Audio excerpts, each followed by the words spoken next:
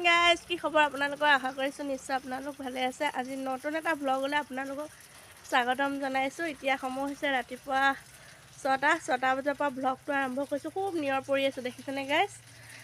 আজি ৰাতিপুৱাৰ পৰা ৰাতিলৈকে কি কৰোঁ নকৰোঁ আপোনালোকক দেখাই থাকিম আৰু ভিডিঅ'টো স্কিপ নকৰাকৈ প্ৰথমৰ পৰা শেষলৈকে চাই থাকিব। যিহেতু এতিয়া ঠাণ্ডা ছিজন, পূৰা একদম চুৱেটাৰ পিন্ধি চল লৈ লৈছোঁ আৰু আপোনালোকৰ মানে ঠাণ্ডা কেনেকুৱা জনাব। আমাৰ বেটি খোৱাৰ পৰা উঠিলে, ৰঙা চাহ দিছোঁ খাবৰ কাৰণে, লগত পাপৰ আৰু বিস্কুট।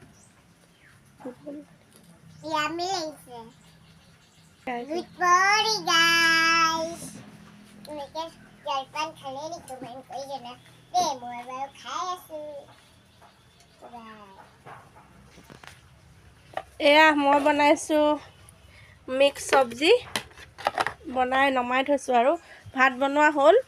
এইফালে ৰাতিপুৱা যিহেতুকে আমাৰ ঘৰত বেছিভাগ ভাতেই খোৱা হয়, আৰু এইফালে বনাই আছোঁ চাওক গাইজ, চৌকাত বনাই আছোঁ মাছৰ পেটু, ডাঙৰ মাছৰ পেটু পূৰা হৈ আছে। আৰু এইফালে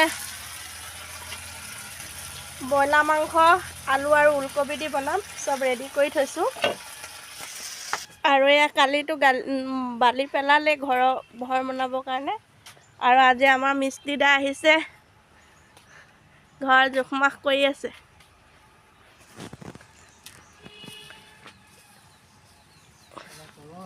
জোখমাখ কৰা হৈ গ'ল নি? হৈ গ'ল। এয়া আমাৰ মিস্ত্ৰী দা দেই।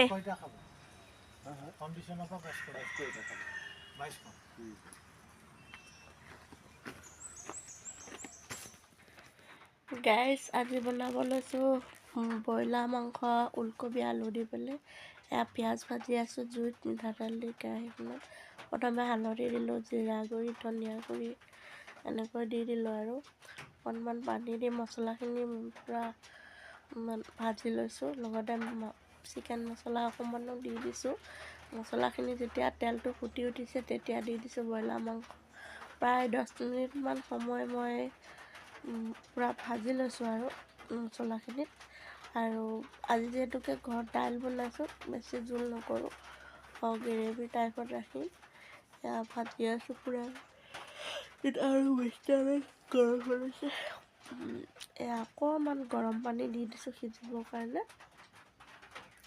আৰু এইফালে কাঁহী বাতি অলপ আছে, ধুই লওঁ চিকেনখিনি হোৱালৈকে। মিষ্টাৰে গোবৰ পেলাই আছে। এতিয়া মাংসখিনি হৈ গ'ল, ব্ৰইলাৰ মাংস বনোৱা। আৰু এয়া গাড়ীত আহি গ'ল, আমাৰ ৰদ আনিছে, লগতে শিলগুটি, সৰু শিলগুটি আৰু চাহ দিছোঁ। আৰু চানা বিস্কুট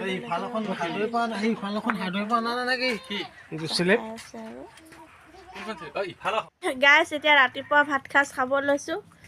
মিষ্টাৰে খাই আছে, এইপিনে বেটি খাই আছে। আজি বেটি স্কুল নগ'ল। মাছৰ পেটু, পদিনা চাটনি, এইফালে অমিতা আলু ভাজি আৰু চিকেন বনাইছোঁ। দুপৰীয়ালৈ হৈ যাব চিকেন, এতিয়া নাখাওঁ। আৰু কেনেকুৱা হৈছে মাছৰ পেটু খাবলৈ? ভাল হৈছে। এইফালে চোৱা, মোলৈ চোৱা। আৰু এইফালে আমাৰ মেকুৰীটো দেখিছেনে গাইছ? মেও মেও মেও। আৰু এতিয়া ৰাতিপুৱা ভাত সাজ খাই লওঁ, যিহেতুকে কাম বেছি চলি আছে। ৰাতিপুৱা ভাতেই খোৱা হৈছে, ৰুটি বনাবলৈ অকণ সময়ো নহৈছে, সেইকাৰণে ভাতেই বনাই দিলোঁ। আৰু শাহুমাও খাই স্কুল গ'ল। আজি আমাৰ ঘৰ বনাবৰ কাৰণে এয়া গাঁত খান্দিছে গাইছ। আজি আমাৰ নতুন ঘৰ বনাবৰ কাৰণে এয়া গাঁত খান্দিছে গাইছ। এয়া চাওক, আজি ৰিহানা স্কুল নগ'লে, এয়া কি কৰি আছে। আৰু নতুন ঘৰ বনাবৰ কাৰণে এয়া গাঁত খান্দিছে আমাৰ ভাইটি। চাই দিয়া এইফালে, নামটো কৈ দিয়া। ক'ত ঘৰ তোমাৰ? ধুবুৰীৰ পৰা আমাৰ ইয়াত আহিছে। আৰু আমাৰ ঘৰত আজি ফাৰ্ষ্ট এই ভাইটিয়ে গাঁত খান্দিছে দেই। আপোনালোকে দুৱা আশীৰ্বাদ কৰিব, যাতে ঘৰখনি সোনকালে বনাই আজৰি হ'ব পাৰোঁ, হয়নে? শুভেচ্ছা থাকিল তোমালৈ, হেপী নিউ ইয়েৰ।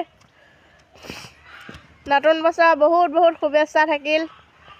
তোমাৰ যেন একদম গোটেই বছৰটো ভালে যায়, সুখ সমৃদ্ধি ভৰপূৰ কৰি ৰাখে, আল্লাহে তোমাক ভালে ৰাখক, সেইটোৱে আৰু দোৱা কৰিছোঁ।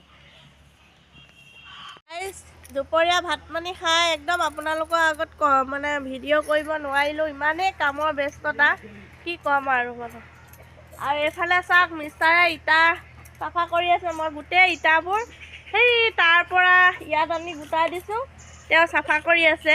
কিন্তু তেওঁ মানে মোক বকাবকি কৰি থাকে, গম পাইছে?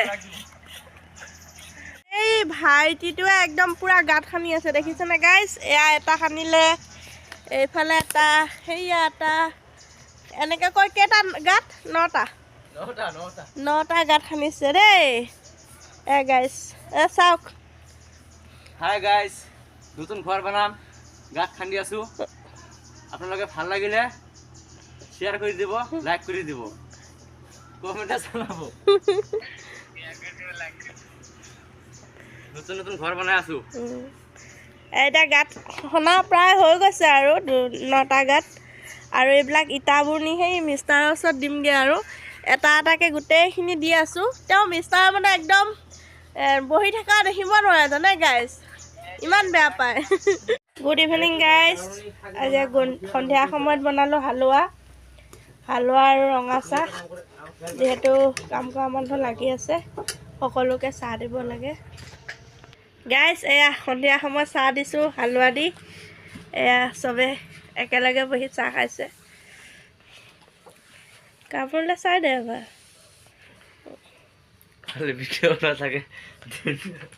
কাম বন কৰি মেলি হৈ গ'ল, আজৰি হৈ চাহ তাহ খালে, এতিয়া যাব ওলাইছে। গাইজ আজি যদি ব্লগটো ভাল লাগিছে তেন্তে ফেমিলি এণ্ড ফ্ৰেণ্ডৰ লগত শ্বেয়াৰ কৰিব। পুনৰ নতুন এটা এই ঘৰৰ ভিডিঅ'লৈ আপোনালোকৰ মাজলৈ আহি আছোঁ। আজিলৈ আহিছোঁ, বাই বাই।